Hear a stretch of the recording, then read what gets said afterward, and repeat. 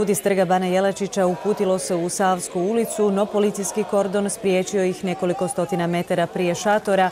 Pokušali su prosvjednici stići do Savske i okolnim putem. Bili su i napadnuti od strane nekoliko ljudi, no nisu uspjeli.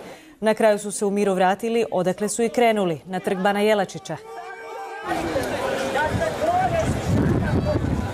Pravi branitelji su danas poniženi, ali ne, šatoraši se u stvari ne bore za prave branitelje, bore se za sebe.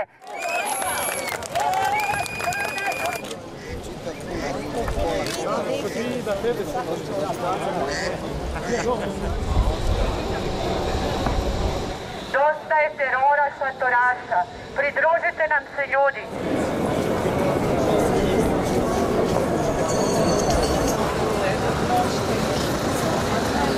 Svi smo mi! Hrvatska! Svi smo mi! Hrvatska! Svi smo mi! Hrvatska! Tu, znati ne dalje ići dan. Znači tu moramo pomoći policiji, to je naša policija. Zablokiraj ovdje. Znači nemojte okrenuti se prema tamo, bitno je da naši ne idu ovako.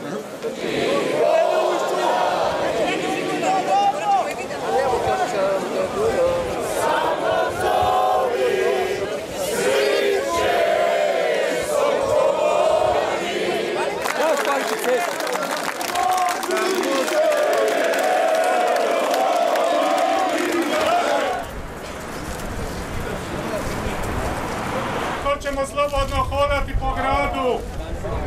Neće mama da nas puste priko pješačkog prijelaza. Mi idemo mirno i želimo prijeći na ovu stranu. Znači, to je naše pravo. Ne možete proći.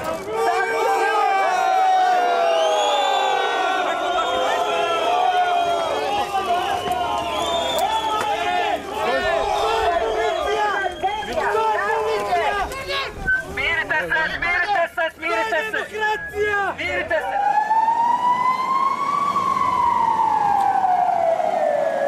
Ja sam dijete dragovoljca i moj otac ništa nije iziskivao više nego ovi tamo. Ove šatoraše preko!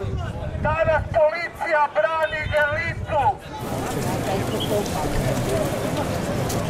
Pred zakonom smo svi isti. I tako treba biti. Daj mir. Dosta. Dobro.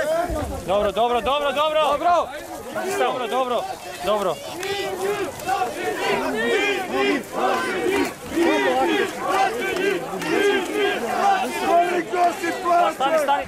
To je one vrijednosti koje bi oni htjeli!